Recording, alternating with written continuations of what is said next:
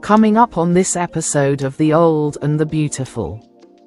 Well, can I just point out a point? He's a terrorist. This man is a terrorist. Guys, this isn't that. That's not the point. All I'm saying is we can go off the cliff. It is the point. It is absolutely the point. Well, let me hear Andrew. Let me hear what you have to say, Andrew. You can go off the cliff and never, ever get power again. That's where we are. No, that isn't where we are because we haven't begun to fight. Very well could be. He said this was the last election.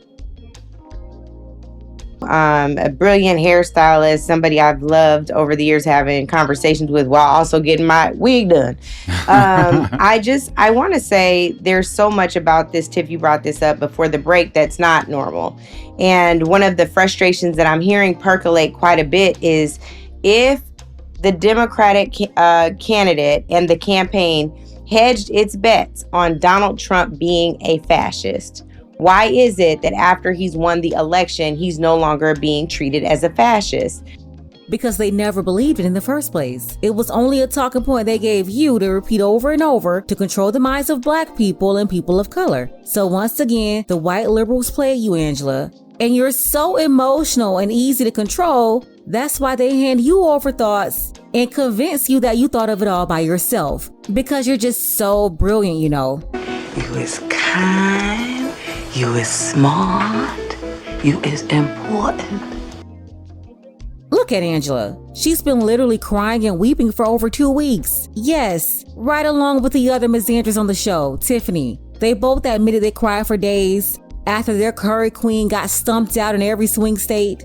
Right now, Angela is experiencing a different stage of grief. She's not crying anymore, but now she's just bitter and angry, taking her anger out on folks on the show and anybody else that's not in 100% agreement. I mean, look at this lady. Super whacked out. Take a look. Case in point was Joe Biden meeting with him in the Oval Office for a peaceful transition of power. Kamala Harris in her concession speech talked about a peaceful transition of power. But how do you have a peaceful transition with someone who actually isn't so peaceful in his remarks and some of the things that he's done in the past as president? What is this all about? So I wanted to make sure that I was factually accurate. There is some law for this. The Presidential Transition Act of 1963 ensures that there is some transitional things that happen. Most of it come from an entity called the GSA, the General Services Agency in the federal government, and actually don't have much to do with the pageantry that happens in the Oval Office. Now, they say that an incumbent president has 3 responsibilities. 1 is the law, 2 is precedent, and 3 is goodwill. But I want to know how far goodwill should go. Should he be meeting with Donald Trump in the Oval Office for a peaceful transition of power? Is that a way to neutralize some of what is to come? I actually don't like it, y'all. Maybe I'm just out here. Maybe I'm Andrew. I know you're the resident diplomat among us and you may see it differently. And Angela, you're the resident 10-year-old on the show. Folks, Angela is a middle-aged woman racing towards 50 with the emotional intelligence of a 2-year-old. She didn't like that Kamala mentioned a peaceful transition of power in her concession speech, and she didn't agree with Biden either, who expressed the same sentiments. Kamala is out here on vacation in Hawaii, toasting up to her commission on that $1.5 billion that they finessed, and Biden, he's working part-time, waiting on his vacation too. Them people said, I'm moving on. Maya, they're obviously over it. So why don't you move on too, Angela? Get a grief counselor. But it actually really grinds my gears that this is something that we doubled, tripled, quadrupled down on. I really believe this man is a fascist and a racist and a bigot and he's a xenophobic person and he, all of those things. Angela, they scammed you, girl. And the biggest person that scammed you was Kamala Harris. Kamala didn't believe any of that either. She just played puppets like you to repeat their talking points, and fight for her on the playground. So she didn't have to get her own hair messed up or her clothes dirty. Listen, you got bamboozled, Angela. They used you to sling mud and get more wrinkles being mad, while Kamala sat back with her face and her neck mask on, sipping cucumber water with Doug. And not to just label him, but these are the things that we say based on the words that have come out of his mouth. So why is there the pageantry in the Oval? 2 quick things. One, I think Joe Biden, having wrested so much of his rebirth in his run for presidency, and even Kamala through the prosecuting of the case around why Donald Trump is unfit to serve in the office again, they were rightly trying to ring the alarm, sound the alarm, treat him as not normal, as a pariah in many ways. But once the people have spoken, once voters have decided, and in this way, in a relatively convincing way in modern politics, given the spread, it is incumbent upon the existing leadership to, in my opinion, hold with its traditions and its norms. And quite frankly, it's been done. Hillary Clinton sat there as the opponent of Donald Trump, but as a former first lady and wife to President Bill Clinton, in hair distance to Donald Trump as he took the oath of office. I can't imagine what this woman wanted to do, snatch his hair, hers, and everybody else's. But that's not what we do in democratic societies. And as frustrating as it is, it will frustrate me to have to see Michelle and Barack Obama and Bill and Hillary Clinton and even the Bushes, even though George Bush stayed silent in this cycle. But they will sit on that platform and that podium, and they will demonstrate not only to Americans, but to the rest of the world that what mature, sophisticated, democratic societies do is they have peaceful transfers of power, the passing of leadership from one party to the other. And I know I'm a traditionalist in this way, but I do believe the optics are important to communicate. It was fine to treat him as a pariah and call him every name under the child of God, up until the point that voters decided that they wanted him to be their president again. And at that point, he is entitled to the rights, privileges, customs, and obviously the legal justifications for his acts as president. Andrew's response was probably the most level-headed on the show, but let me make 2 points. One, as much as y'all don't want to see it, you helped Trump get elected. Their show, along with most of the shows in mainstream media and traditional media, from radio to newspapers, television, everywhere, y'all covered Donald Trump so much, you gave him more press than anyone could ever buy. You thought that crapping on him 24/7 was going to hurt him? Well, it backfired. The more and more y'all talked about him, the more people started looking for themselves. And the other point about the whole democracy thing, most sensible Americans realized that was complete BS by the time y'all staged that coup on Biden, then propped up this lady as a nominee with no primary. And all three of y'all went along with it. All three of y'all, stop playing with my name. I ain't gonna say it no more. You supported Kamala Harris, knowing good doggone well nobody voted for her. So repeating threat to democracy like a broken record only made people like you, Angela, like Charlemagne the God, look like complete fools, considering the biggest threat to democracy was installing that lady in the first place and not giving we the people the opportunity to choose who we wanted to nominate. You don't do what Trump did and act like a kid on a tangent. But we know how he's going to act, so why are we trying to be normal? I guess that's my question. Bill Clinton came after George Bush, and he was against everything this man stood for. No. Right? This man is an actual fascist who said that once he's elected, there will not be another election. So why are they sitting down with him in the Oval Office for a peaceful transition of power to not democracy? Why are we sitting down to have a peaceful transition of power to fascism? Why are we sitting down? Because the voters decide. All right, well, Andrew, I gotta tell you, I completely disagree. Yes. Well, let me, this kind of shifts us to what Angela wanted to talk about, but I'm going to tell you why. We had brunch after the election, and one of our friends said that Democrats keep running change candidates and Republicans keep running change the rule candidates.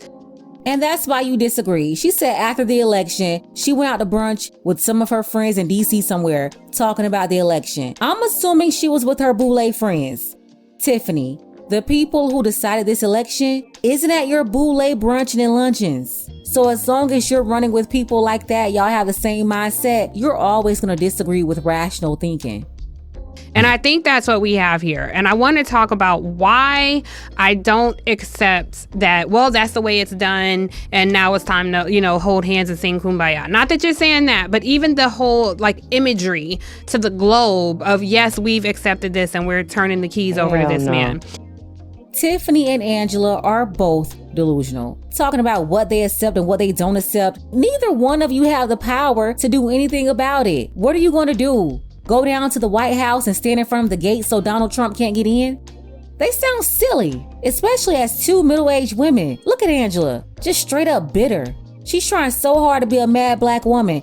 I always want to know, Angela, why you messed up your life like this? You didn't have to be mad, miserable, and crying at night. You could have been an angel with more peace. See, this is what spoiled, entitled, and never had a real struggle in life looks like. We're literally talking about 45-year-old women crying over politics.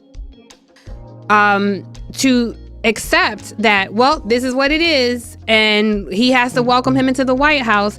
This is a man, the media has normalized it, but I think as people who look like us in our community, I think they depend on us to be able to see through the bullshit. These people are so full of it. Arthur's little sister DW and BJ little sister Baby Bob, also known as Tiffany and Angela, really believe that black people are waiting on them to come and explain or interpret for us what we can see on our own. Girl, we don't need you to tell us nothing.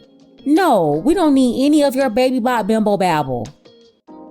And despite the media treating this man like, oh, well, he says he's going to appoint somebody who wants to kill the Department of Education. What do you think about that? Instead of, oh my God, what does this? I don't really care what pundits think about killing the Department of Education. You as a reporter, you as a journalist hosting a show, I'd rather you talk to us about the real live ass consequences that will have on the American people. We agree, but those are two separate things. They are, Andrew, but you're saying, but a part of what you're saying suggests that this is all normal. Well, don't let me okay, well, clarify. Anything, let me know. I can say things. Well, so say it more clearly, because that's what it sounded like to me too, please. No. So ceremony is one thing. These are ceremonies that have been cultivated over a period of time that don't inure any approval to this man's agenda.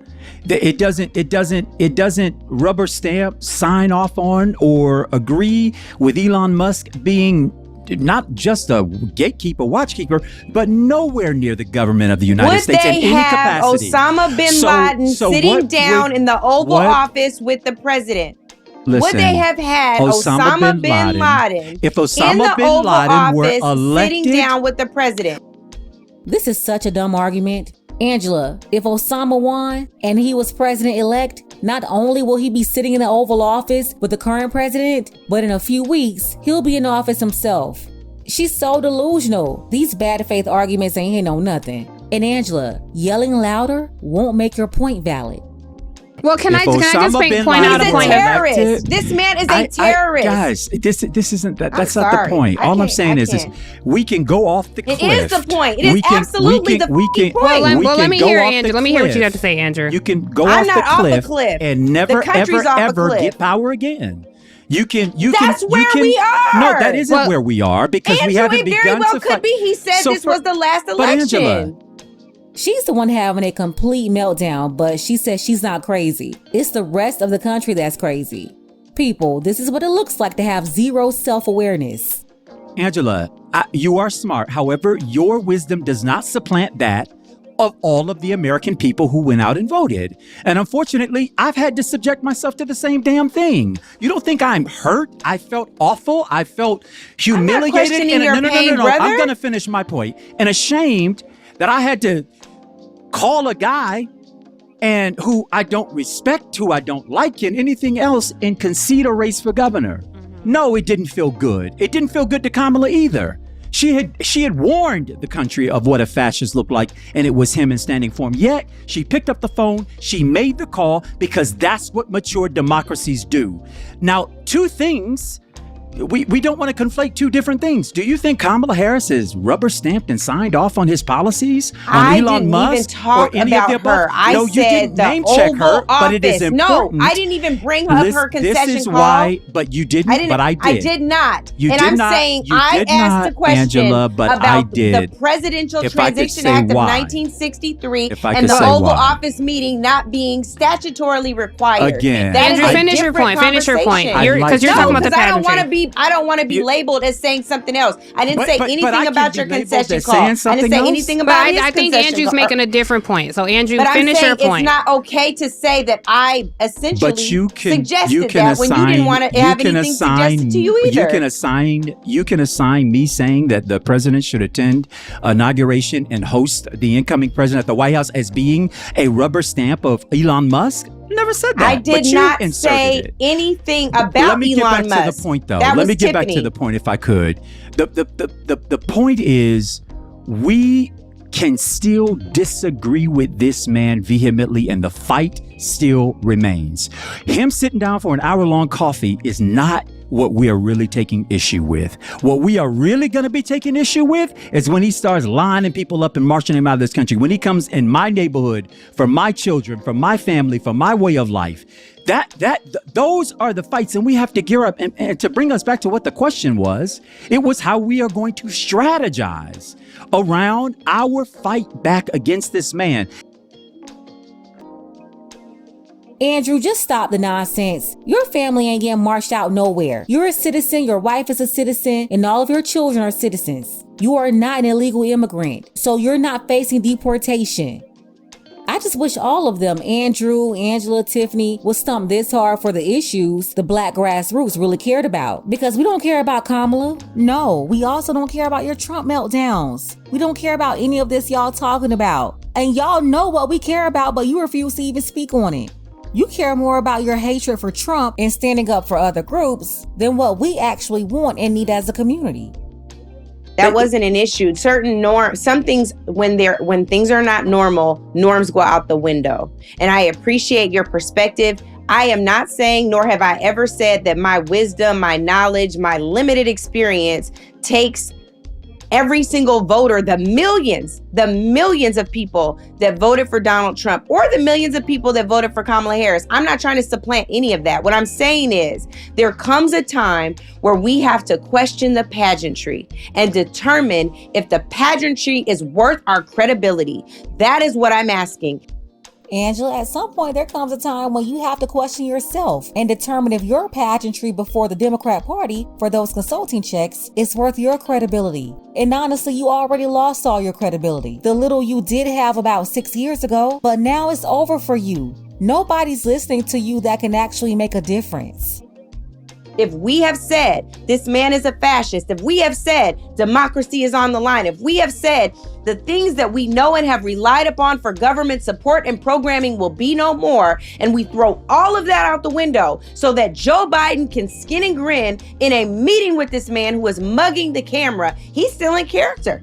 But do you think Joe Biden? Do you think Joe Biden I'm not wants to talking have about to sit what he there? wanted to do. I'm talking about what he did. But what he did, It ain't about what he wanted to do. It's about what he did was demonstrate not Joe Biden's personal will toward Donald Trump, but the will and the graciousness and the magnanimity of the office of president. And just because one derelict, Donald Trump, has no respect for democracies and our norms, doesn't mean that we are then equal by abandoning them right along with them. I think Andrew, that if he took an oath, for. I would like for us to pull up the presidential oath. Well, Because I think that it's actually a violation of the presidential oath to sit down and meet with this man. I think that's an opinion, but I think Andrew, it is my opinion. I said I think. Yeah, Angela, I hear you. Number one. Okay. Angela stale rye bread is a whole ding dong. How is it against the presidential oath to sit in the same room with another president who took the same oath? Listen, Democrats, y'all gotta get rid of these old shills. They're not effective at all anymore. They've gone complete nuts and lost all common sense. I'm telling you, Democrats, if you keep throwing crumbs at a bunch of lunatics, everybody is going to continue to run away from your insane asylum.